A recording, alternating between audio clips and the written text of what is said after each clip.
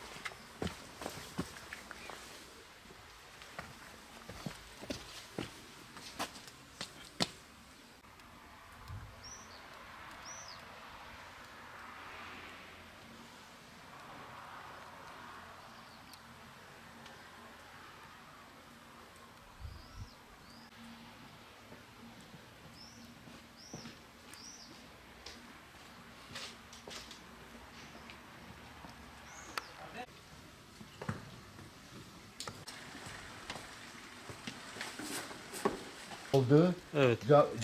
Caminin duvarı yıkıldı. İşte camiyi onarım yaptılar. Evet. 837 milyar para gitti cami üzerine. Masraf. Ne kadar şikayet ediyorlarsa bu varisleri çok olduğu için sahip çıkamıyorlar her şeye.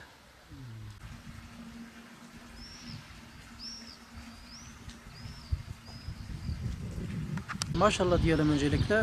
Mardin neredeyse son 50 yılın tabi büyüklerimizden aldığımız verilere göre en yoğun, bir de meteorolojiden en yoğun yağışına sahne oluyor. Bu da hem Mezopotamya Ovası için hem de suyun daha bereketli bir şekilde kullanma açısından çok iyi.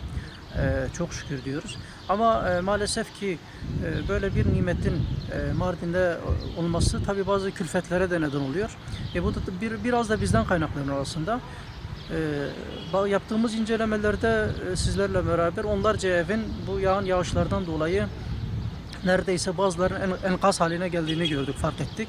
Bu da bizleri üzen bir durumdur. Hani taşı toprağı altın bir Mardin diyoruz ama tarihi konumu itibariyle bu taşı toprağı altın olan bir Mardin'in bu şekilde bakımsızlıktan dolayı yıkılma ve yüz tutması bizleri gerçekten derinden üzüyor. Biz isteriz ki buna bir an önce çözümler bulunması gerekiyor. İnşallah bu açıdan da yani hem ev sahipleri hem de hükümet nezdinde ya da valiliğimiz nezdinde ne yapılması gerekiyorsa bunlara bir an önce bir çarelerin bulunması gerekiyor.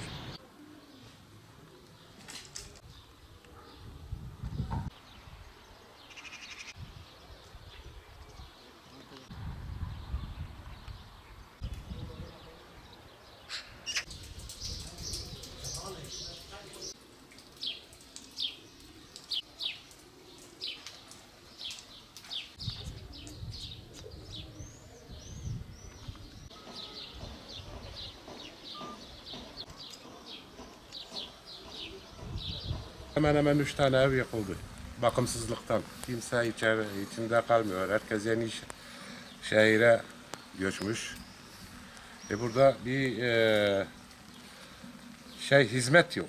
O yüzden millet mecburi olarak rahatlığa bakıyor. Aynı şehire. Doğal gaz yok, bir şey yok. Hani doğru dürüst bir hizmet yoktur. Milyona yapamazsın. Yani Nasıl? Yani bunun yani açık hava müzesi.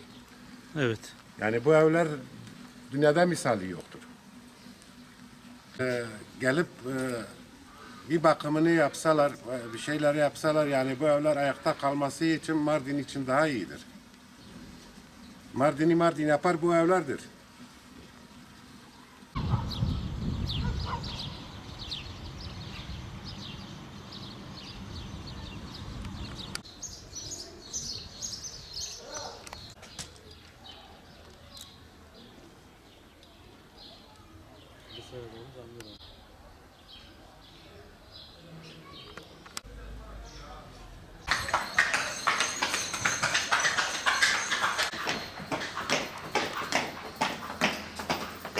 Mardin eskiden çok kalabalıktı. Evet. Daha çok insanlar vardı.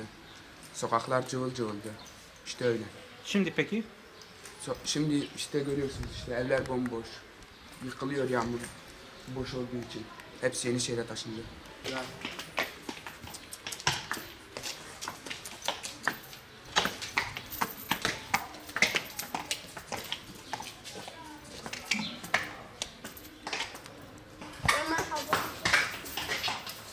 Tamam canım.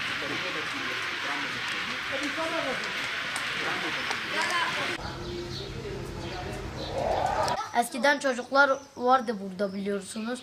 Oynuyorduk onlarla ama şimdi gittiler taşındılar evlerine. Nereye taşıdılar? Taşındılar Yenişehir'e.